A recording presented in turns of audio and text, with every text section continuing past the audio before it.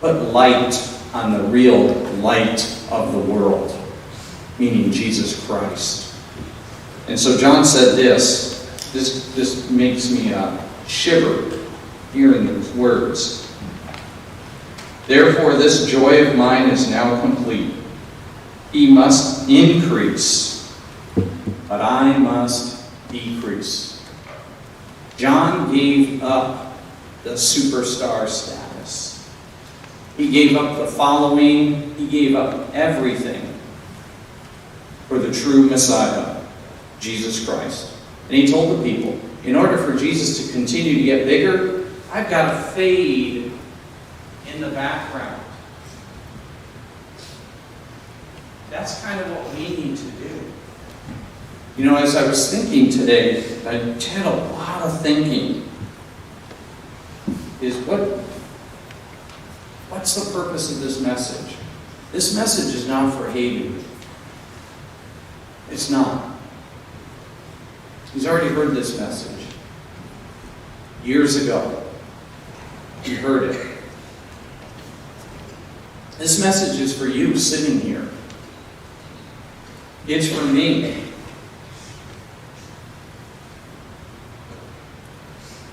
We have to make a decision.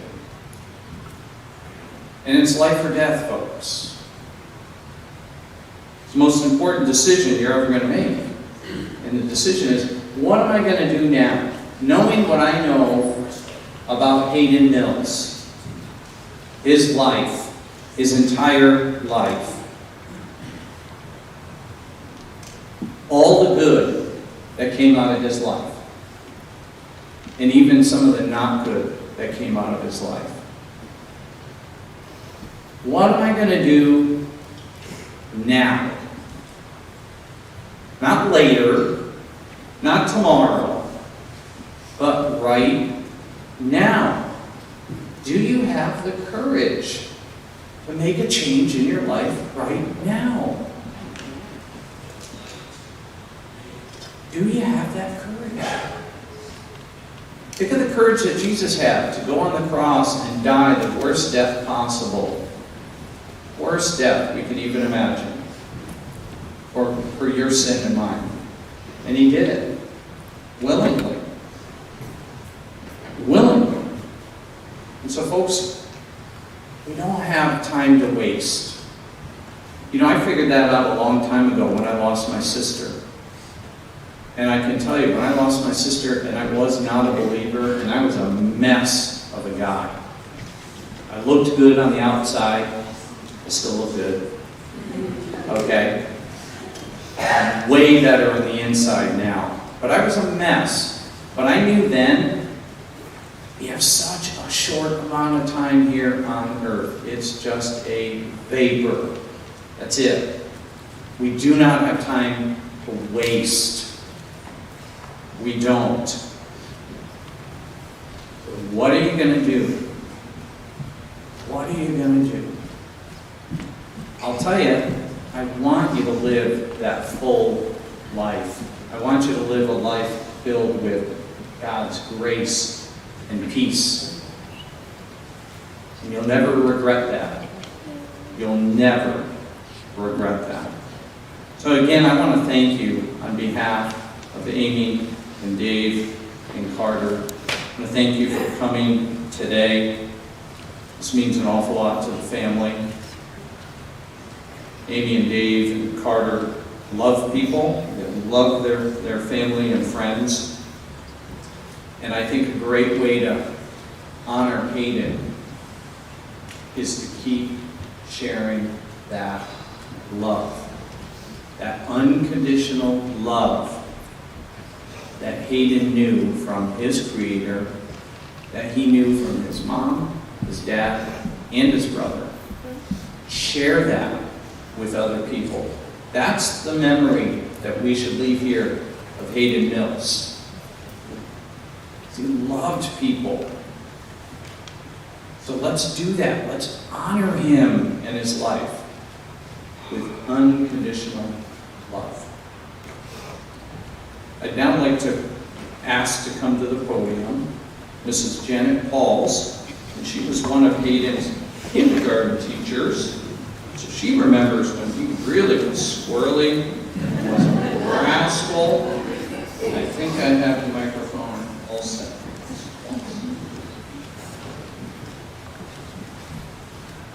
Hayden Mills came into my life in 2008 when I, along with Annette Rosentrader, had the privilege of being his kindergarten teachers. A special bond developed with he and his family, which continued through the years. When I retired in 2017, who stopped by on my last day of school to say goodbye? 14-year-old Hayden. The last time I saw him was at Walgreens when I heard someone say, "Hi, Mrs. Pauls." Soon after that, I received this message in response to a note that Annette and I had sent him for graduation. This is what Hayden wrote. "I went over to my mom's today and opened your card, and I was literally in tears. It made me so happy. You guys were the best teachers I could ever ask for. God blessed me with you guys. I hope to run into you again sometime." The last short message I received was just a few weeks ago in response to fishing. On my desk at home is a small dish that Hayden gave me that says, "Your love has given me great joy and encouragement." In reality, that is what Hayden gave to me, great joy and encouragement. I would like to read Psalm 23 that Hayden memorized during his last month of kindergarten with his classmates. May it help bring comfort to all of us. Psalm 23. "The Lord is my shepherd, I shall not want. He maketh me to lie down in green pastures.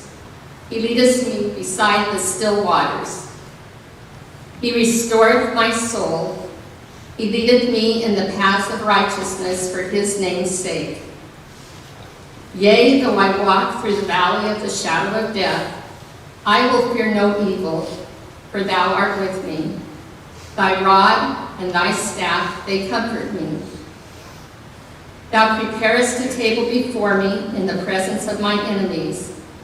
Thou anointest my head with oil. My cup runneth over. Surely goodness and mercy shall follow me all the days of my life, and I will dwell in the house of the Lord forever."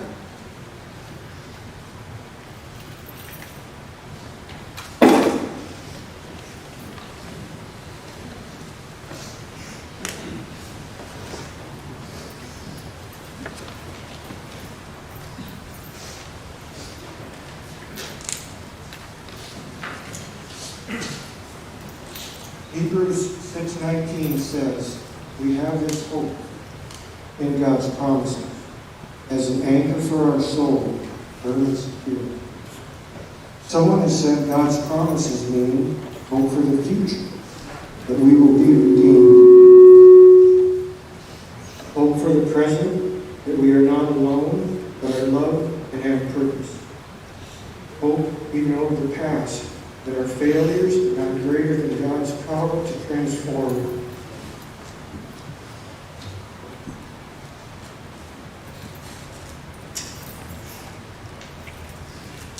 I'd like to read a couple lines from two hymns.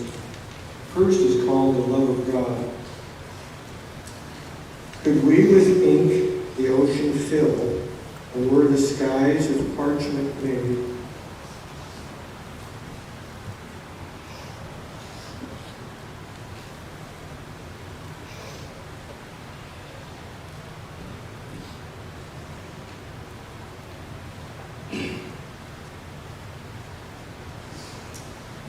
or every stalk on earth a quill, and every scribe, and every man a scribe by trade, to write the love of God above would drain the ocean dry.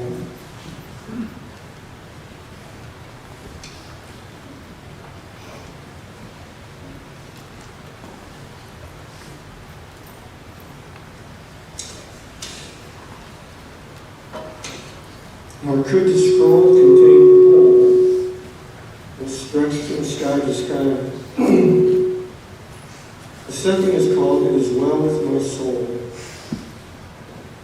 When peace like a river attendeth my way, storms like sea billows roll.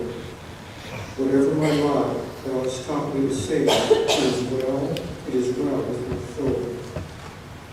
Those are nice lyrics, but they become so much more meaningful when you understand the circumstances that brought them about. In the late 1800s, a man put his wife and 4 daughters on a boat to England. He would meet them there a little later. But the boat never made it, and over 200 souls were lost. His 4 daughters. Yet because of his faith and hope in our great God and Savior Jesus, he was able to later pen those words, "It is well with my soul." Life brings us storms, even tragedy.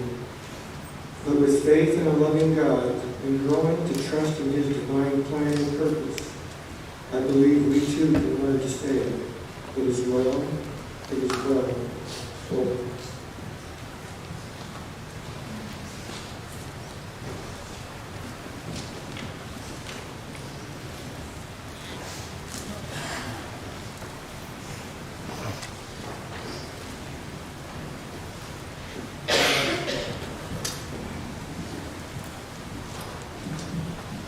Thank you, Doug. That was Hayden's uncle, Doug.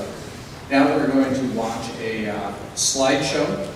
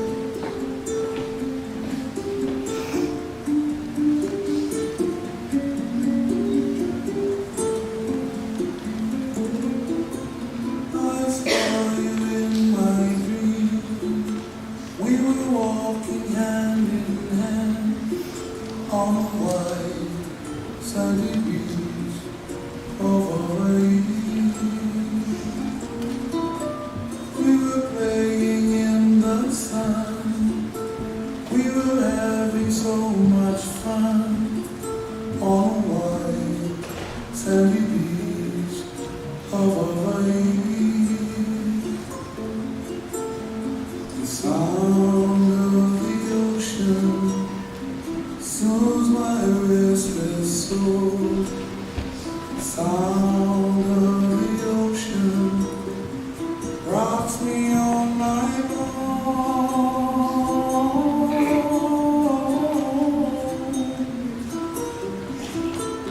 Those hot, long summer days, lying there in the sun on a white sandy beach of Hawaii.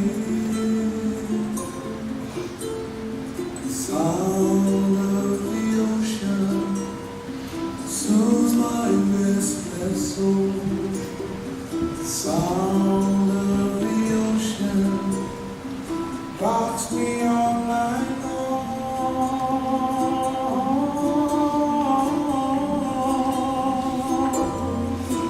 Oh, last night in my dreams, I saw your face again. We were there in the sun on a white sandy beach. Oh,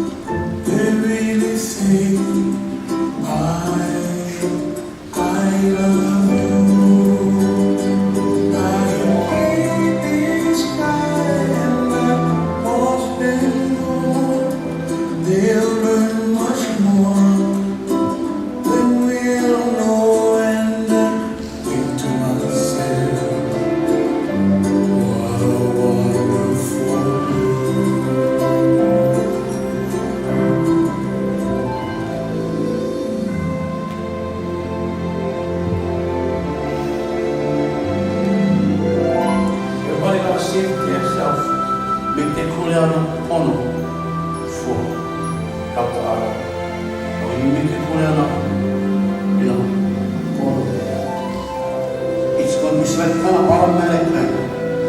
You don't need to talk and stuff when what happens. You just settle down and the stuff just waiting for when you ready. What happened?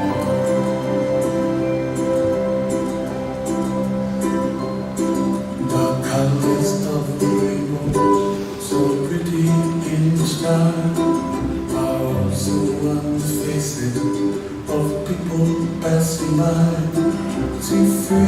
shaking and singing, how do you do? They really sing, I love you, I love you. I need this guy and that horse and roll. They'll learn much more than we'll know. And I think to myself, what a wonderful world. What a wonderful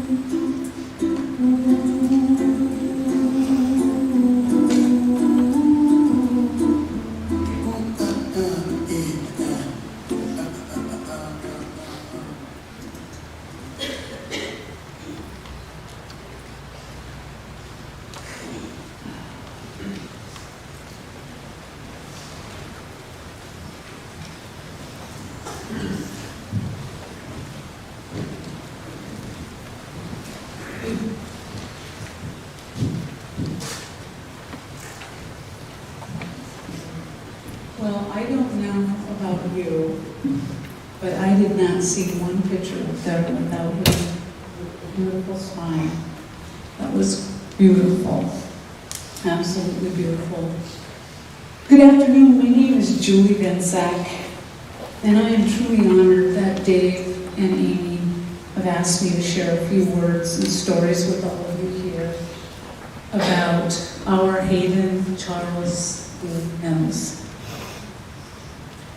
Dave and Amy Carter and family, while we cannot begin to understand or even begin to lighten your load of the unbearable pain you are going through, this community of people gathered here today, your tribe, your people, your web of support, made up of friends, family, Hayden's friends, Amy's Alaska Airlines family, Dave's work family, principals, teachers, counselors, and staff from Hayden's educational career, friends from Hayden's employment, all of us here today who love and support you will be here with you now, and I promise for the days to come.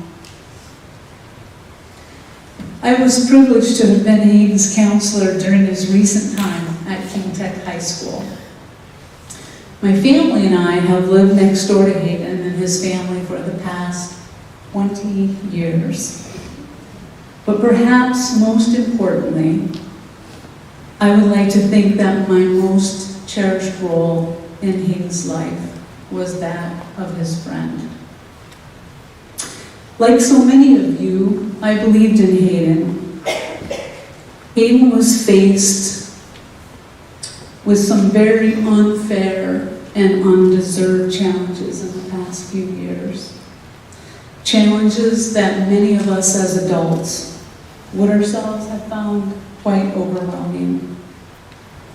And while he went through some ups and downs and he encountered some changes because of those challenges, I want to share with you what did not change for Hayden Mills. He did not lose his sense of humor. He did not lose his mischievous and goofy smile. Oh, that smile could light up a room. He did not lose his love of fishing or of cars. He did not lose his love for his friends. He did not lose his dreams of the future. He did not lose his love and appreciation for his family. If there is one thing that I know for sure, I know that Hayden loved his family deeply and profoundly. Hayden had so much life and he had so much love to him. It is my privilege to take this opportunity to give you a glimpse of the Hayden that I was so honored to get to know and to love. As I tell these stories, I hope that you will think of your own happy and funny stories about Hayden. And when the time feels right, tell them to friends. Tell them to your family. Tell them to Amy and Dave and Carter. Just tell them and say his name with great love. For when our words about those we love hit the air and they settle in our heart, they will never, ever leave us. So tell those stories. My first story is of Hayden as our neighbor. I promised Dave and Amy I wasn't going to tell all the stories. I have one. There were many fun ones, but this one always captured our hearts of my husband and I. And it still brings a smile to our family when we recall it. He was probably, I would say, early high school, and he was out in front of the house. He was working on our car, which was a frequent sight with Hayden. Also a frequent occurrence was that Hayden loved his music. I mean, really loved his music. The louder, the better. This particular night, it was about 11 p.m., much like it has been lately here in Alaska. The music was loud. He'd start the car, he'd run it for a while. He'd shut it off. Repeat, repeat, repeat. Well, I'm out on the deck watering flowers, and our deck looks directly at the Mills garage. So, we had company in the house. Imagine that. They were fast asleep, or at least they had been. So I yelled over to Hayden, "Hayden, turn that music down, buddy. People are sleeping." He immediately said he was sorry, shut off the music, waved at me, and smiled that sheepish grin of his. So the next day, we were gone from the house, and when we returned, there was a letter taped to our front door. You guessed it, it was from Hayden. It was a true, heartfelt, and genuine handwritten note that said he was sorry that he had disturbed us, that he would make sure it never happened again. And this was the best part. He said, "Julie, if I am ever doing anything, I should call my cell phone and not my parents." Smart young man, smart young man. Well, Hayden was at King Tech. We often found time to chat about life. And I just wanted to mention a little bit about King Tech. King Tech is a career technical education school. I've been very proud to work there. And I actually committed to see Hayden through. And when I did, I retired. I didn't retire because I had Hayden. I retired after 30 years. And it was a joy to have Hayden there. Hayden's instructor could not be here tonight. He's an automotive maintenance instructor at King Tech High School. But Hayden's principal, Dr. Kerr McGinley, is here tonight, representing King Tech. And anyway, when he was at King Tech, Hayden and I had all kinds of time to chat. Chat in the hall, I'd go down to the automotive bay, chat with him. He'd come up to the office. We had a great time talking about friends, his goals. Yes, we talked about cars and fishing a lot. I told Hayden when he first got to King Tech that I wanted him to come down each day, either before or after class, it didn't matter, but I wanted him to check in. See, he had transitioned to King Tech from past high school, and we agreed that this would be a very good thing for him to do to assure that he was staying on track and to guarantee his optimal success while at King Tech. Most of the time, he'd just run down and he'd say, "Hey, Miss Julie, I'm just checking in." I'd ask him if things were going okay with his classes, if there was anything that he needed for support. 9 times out of 10, he'd say, "I'm good. Loving my automotive class with Mr. B. Gotta go. Bye." However, every single time he left, every single time, Hayden would say to me, "I hope you have a good day, Miss Julie, and thank you for talking to me." He was always, always so genuine. I told Hayden, like I tell all of my students, I want you at school every day, on time, ready to work hard, because at King Tech, we prep our students for the world of work. I'll tell you, he was my neighbor, but I didn't cut Hayden any slack. And he did not disappoint me. Well, except for that one time. Kind of. Well, it went like this. Hayden came down for his regular check-in, and I was waiting for him, and I said, "Do you have something to tell me?" And he looked a bit bewildered and said, "Should I make something up?"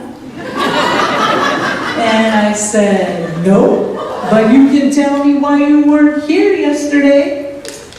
And before he could answer, like a true educator, I launched into how he gave his commitment to be at school every day, and that if I were an employer and he didn't show up, he'd be fired. I just kept going. Blah, blah, blah, blah, right? But when it was done, he just looked at me with that sweet face of his. Those kept me on my toes. Hayden excelled at King Tech, and he excelled in the automotive program. His instructor, Mr. Boslow, known as Mr. B to his students, could not be here today. We spoke last week, and we spoke last night, and he was so devastated to hear of Hayden's passing. He wanted me to share with the family that Hayden was a natural when it came to cars. No surprise there. He said the first week he had Hayden in class, he was lecturing in the classroom.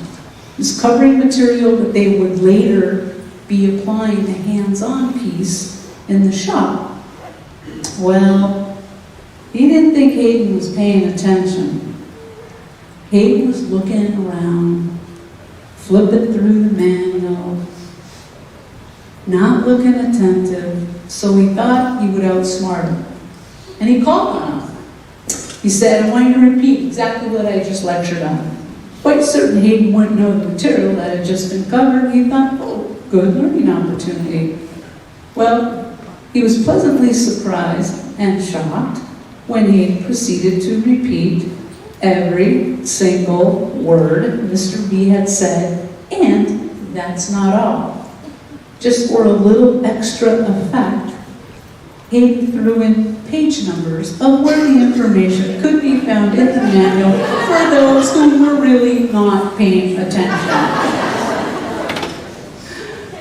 He said that Hayden always wanted to bring his own car to work on in class.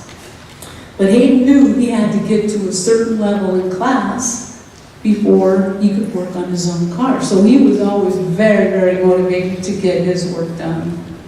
He was oftentimes ahead of the entire class. Mr. B said to me more than one time, I wish I had 100 Hayden Mills in my lifetime career. He said since Hayden graduated that they had shared several messages and several phone calls recently. They were all about vehicle issues that Hayden was having. Mr. B said that Hayden was smart, he was motivated, and always helping other students. He said he often told Hayden he wished he had more students just like him. Mr. B said he wanted the family to know, I am so glad that I had the time that I had with Hayden.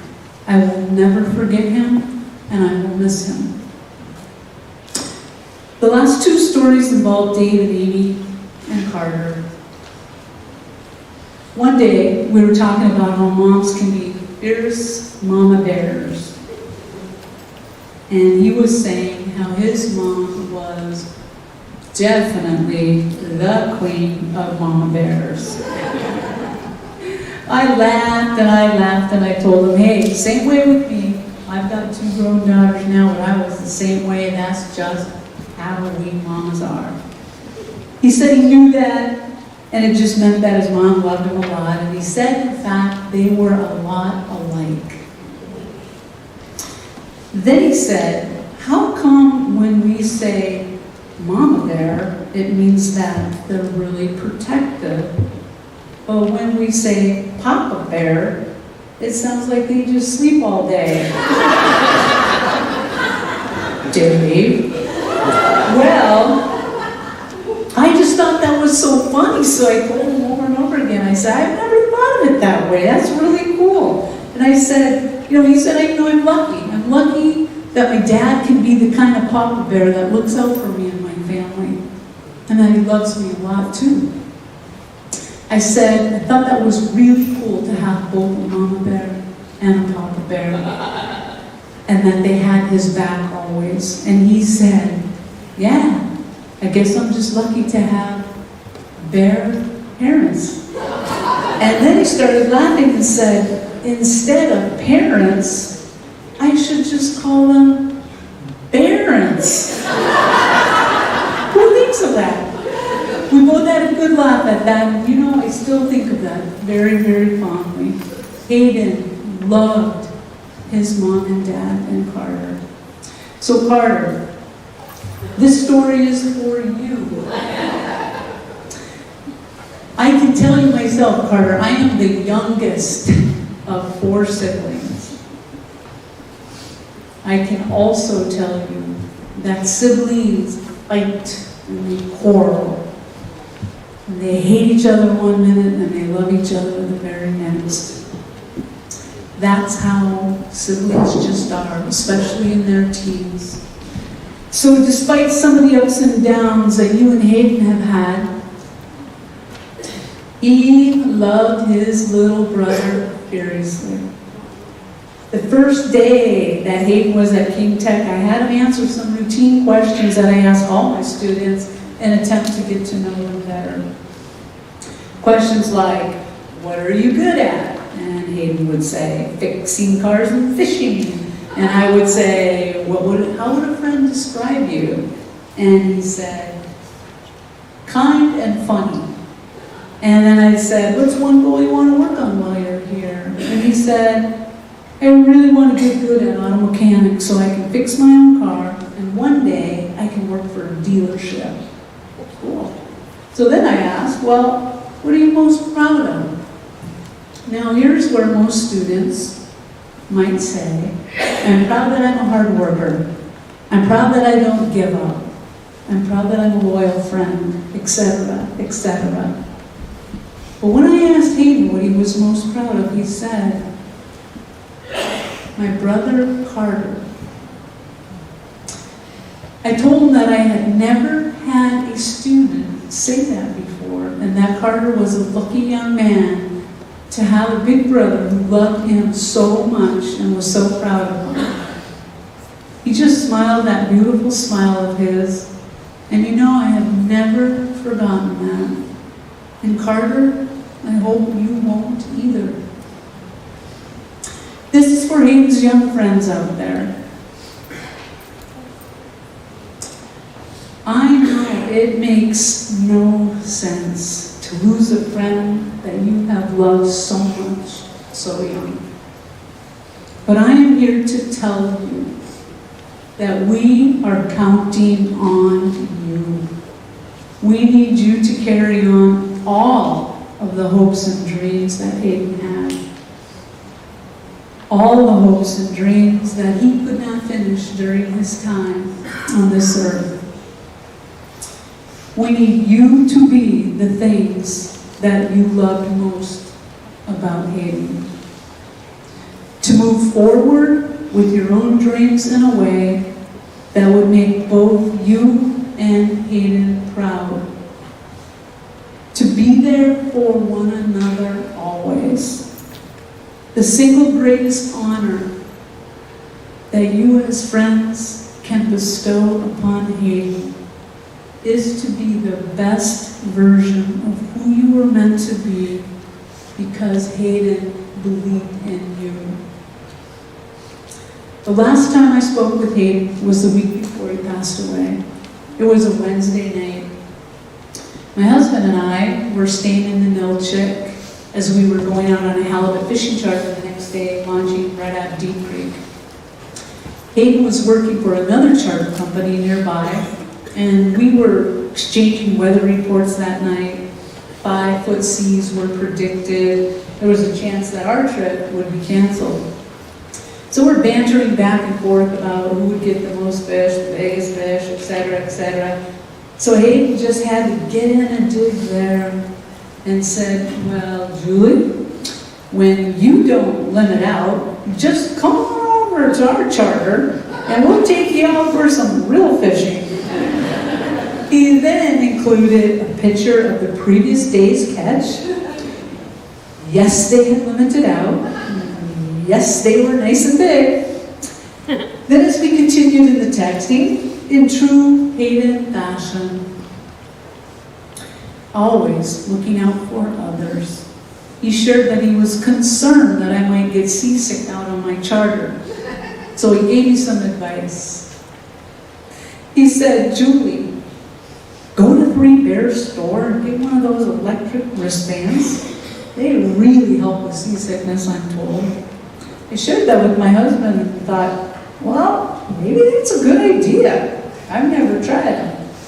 But then he said something to me that he had absolutely no way of knowing would become of deep comfort and significance to me this last week.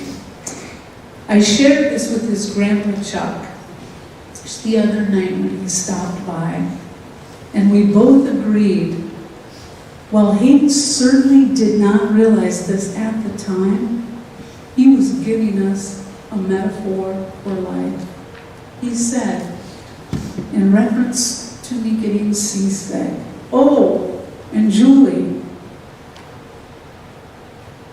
when the seas are rough, make sure you look to the horizon and everything will be okay. When the seas are rough, make sure you look to the horizon and everything will be okay. I will tell you that I have been looking out to the horizon every day this week. So if I had to sum up the heart of each story I shared with you today, I would say Hayden Mills was a beautiful young man. He was an old soul that often made you feel like he had lived another lifetime before this one. And he shared that wisdom with us all. His heart was his compass. He loved his family and he loved his friends so very, very much. He would do anything for anyone. He would surprise you with kindness when you least expected it, but when you needed it most. And he had goals and dreams. And while he took a few detours, like most of us do, I want you to know that right up to the day that he passed away, he was working on those goals with great enthusiasm.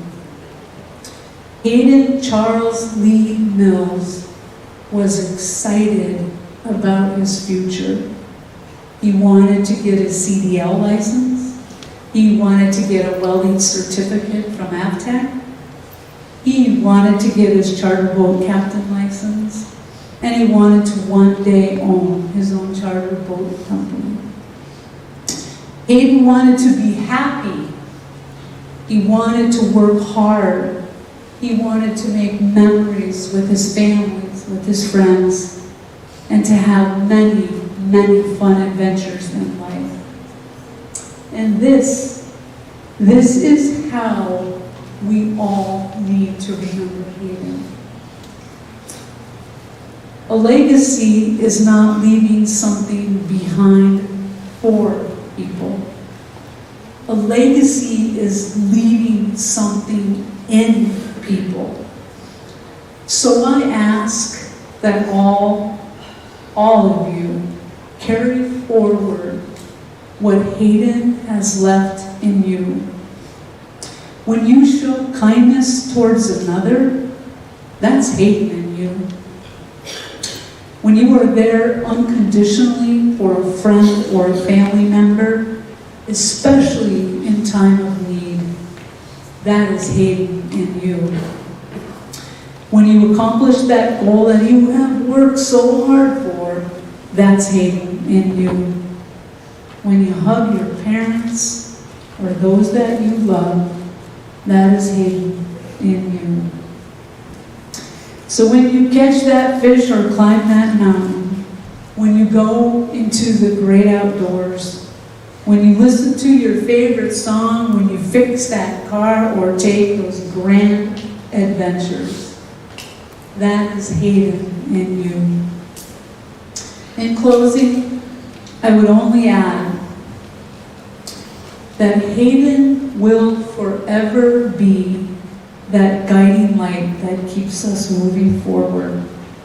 And I cannot think of a better way to pay tribute to him than to fill the world with even more compassion and gentle kindness as Hayden would have done.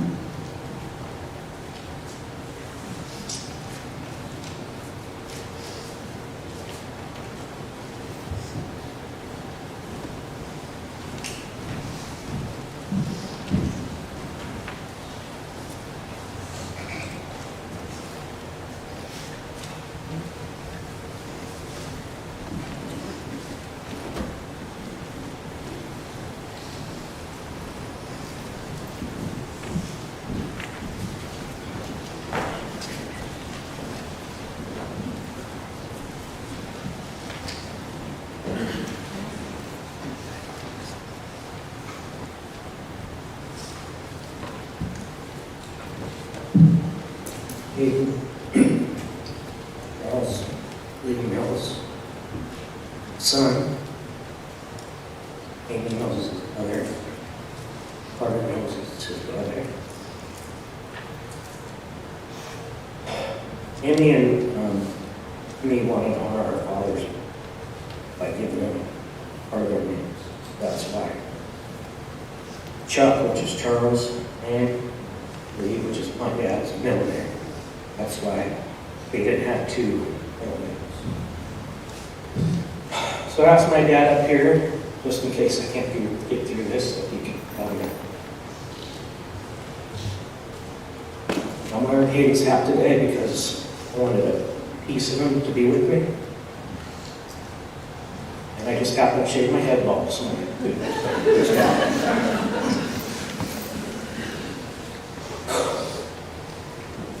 I know this is a celebration of Hayden's life, but I wanted to spend a minute talking about this terrible outcome of Hayden's life. It is not yet official why the Lord took him, but after talking to the kids he was with on his last night on earth, I know that it was the fentanyl. And I've been watching him struggle with addiction for the last few years. My hope is that by the results of that one bad decision, it's just one person with Hayden's generation. You see the pain on my face, and Amy's face, and his brother's face. That maybe it'll make a difference. Maybe that'll be something good to come out of it. The parents that may not know about this drug, it is very easy to get rid of. You can get it from Snapchat, Instagram, it can be delivered in minutes. Yeah, guys, I dropped it off to wherever you're located. The pill itself might look like a Percocet, painkiller. Kids call them blues. But now the dealers across the border are bringing it in Adderall and ibuprofen, or whatever pill they can do to the kid.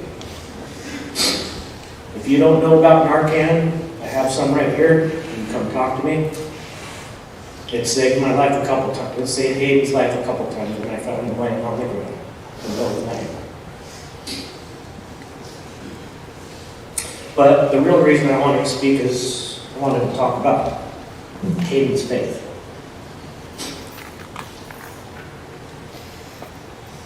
Earlier this summer, Hayden was offered a dream job working as a deckhand for his best friend Nick on a charter boat out in Anchorage, Alaska. Hayden was so excited and was doing much better with his addiction struggles. For the first time in a long time, this gave Hayden purpose in his life. And he had a goal of saving money to buy a truck, a snow machine, and he wanted to work his way up, be a captain. Unfortunately, Hayden injured his hand before he took this job, and he gave it a few weeks. He worked for about 3 weeks, and finally the captain just said, "Hey, I'm going to have to let you go because he couldn't quite pull on the anchor. He could barely bait the hook." Well, we didn't see this coming. We were driving down, and it was devastating. Hayden. So we drove down, we picked up his belongings, and then we drove back to our cabin. We spent the night crying together because I was so devastated for him. The The next day, as we're driving back into Anchorage, Hayden said to me, "Well, Dad, I guess God has a different plan for me." And I said, "You're right, son." And with a few hours, he was on his phone, he was working, they're trying to find a new job, and by the time we got back to Anchorage, he had a job working at Ship Creek. It brings me so much comfort to know that my son had a relationship with the Lord, and that he's with Jesus now. Thank you for your support, your love, your prayers, and my family during this difficult time. Thank you.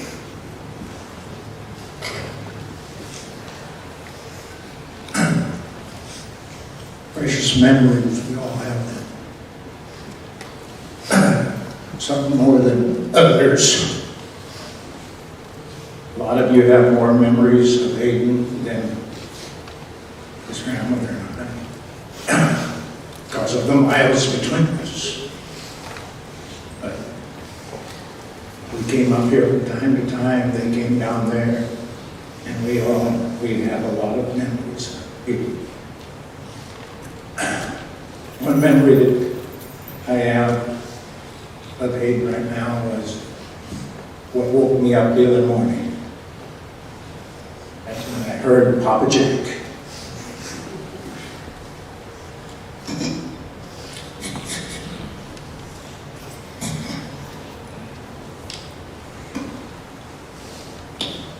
That's what I was affectionately known by Hayden.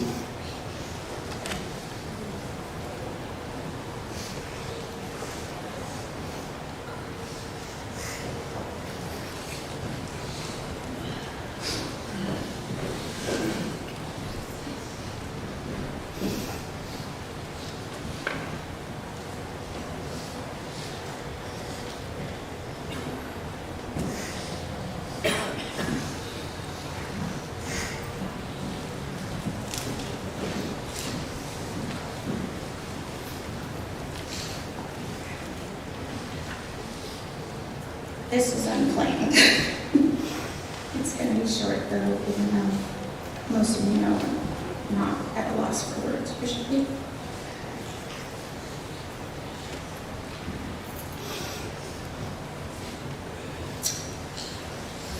I had a conversation with Davis about there not being any accidents.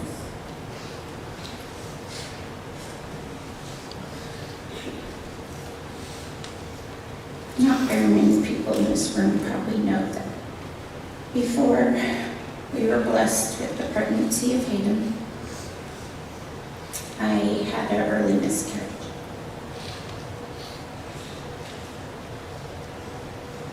And of course, at the time, I didn't understand why we weren't going to get to have that baby with us. But pretty quickly, we got to be blessed with another baby. And every day since Hayden was born, 8 weeks early, 4 pounds, so tiny. Every day I thought, there was a reason I didn't have that other baby.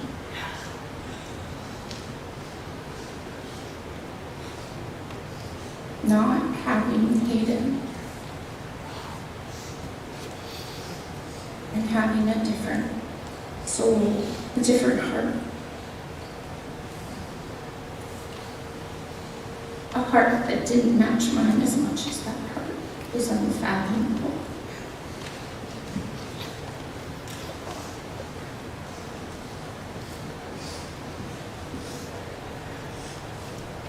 We wouldn't have had that goofy, dorky, awkward,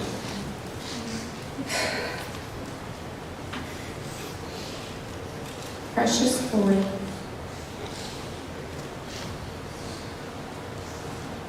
Because of that dorkiness and that awkwardness, Hayden didn't quite always fit in.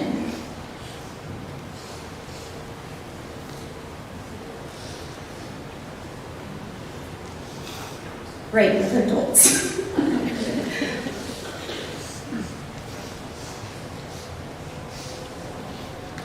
I was talking to Eddie earlier this week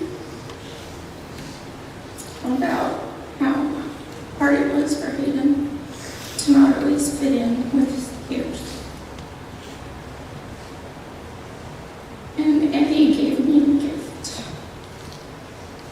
Eddie told me, anyone that didn't accept Hayden didn't to have him.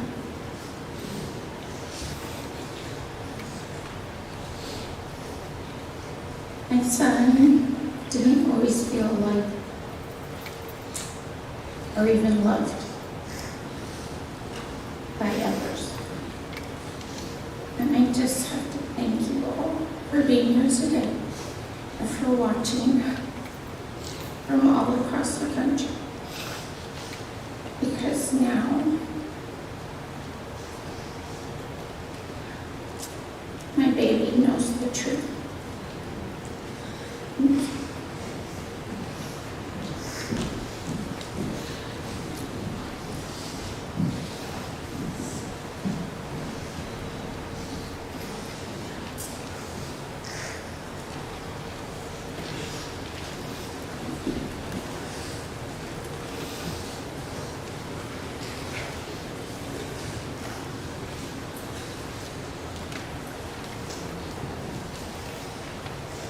Some of you may have noticed, looking in the program, that Hayden was born on November 11th. Probably one of our most important holidays that we celebrate here in the United States of America, Veterans Day. From a very early age, Hayden was very proud to be born on that special day. I can still remember when he was in kindergarten. He was in class of Mrs. Pauls and Mrs. Rosentrader. He and his class performed God Bless America, the whole school. He did a terrific job. Hayden loved America. He loved the red, white, and blue. He loved our military. He was very passionate about our country. And he was very passionate about, which we all know, fishing, hunting, cars, outdoors experiences.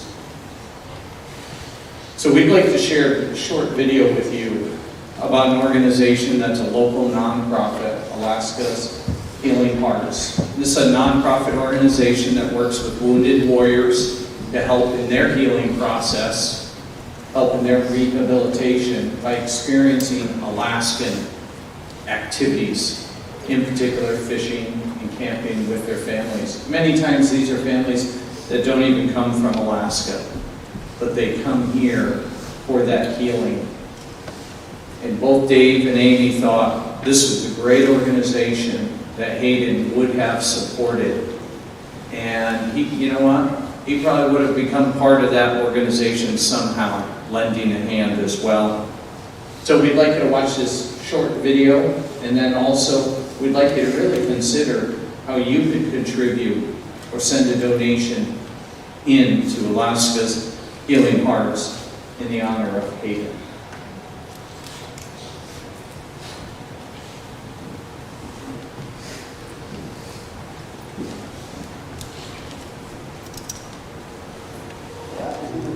Organization dedicated to the outreach and support of our battle-weary and battle-weary service members and families.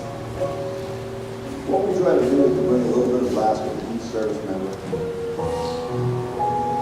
Whether it is fishing, whether it's hunting, any type of outdoor recreation activity, or just to make a friend, Alaska Healing Hearts is here to serve those who serve. The very cornerstone of Alaska's Healing Hearts is friendship, it's camaraderie, it's family. Alaska's Healing Hearts truly does care. Our mission is to bring about change. We want to see smiling faces. We're looking for resources, volunteers, even financial assistance to help us grow our fullest potential to reach the maximum number of orders and families in need. The need is great. The time is now.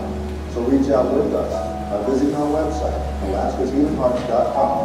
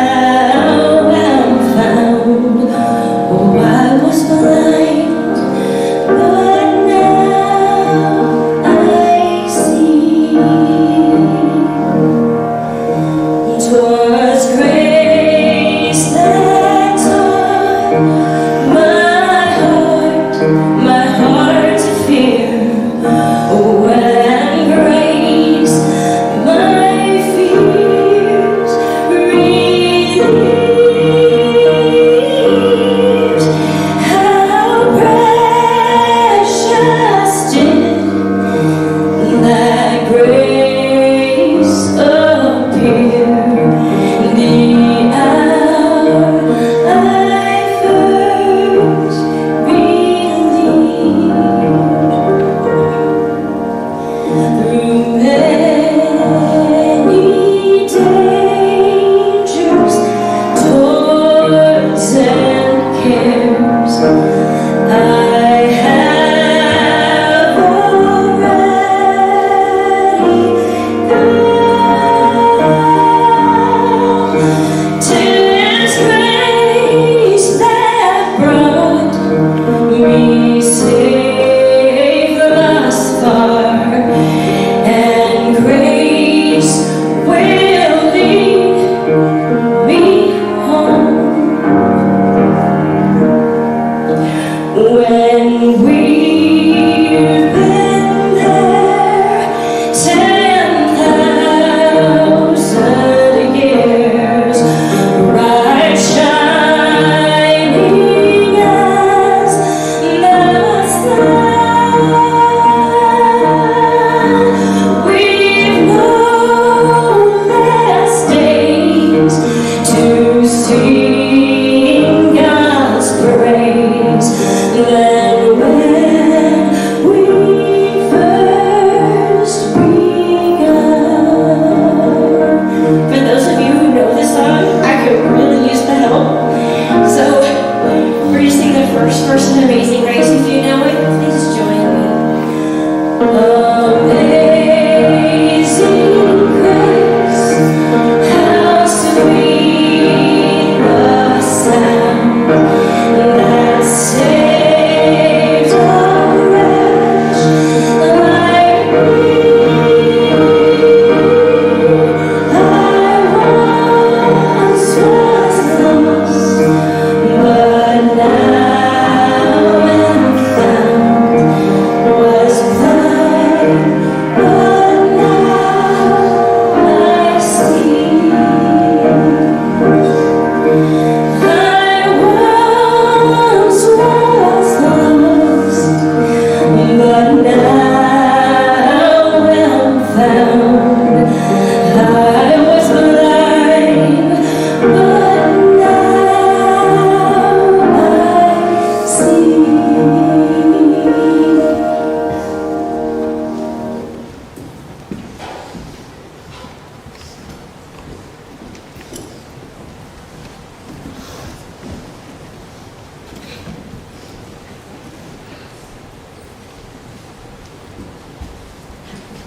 Thank you, Karen.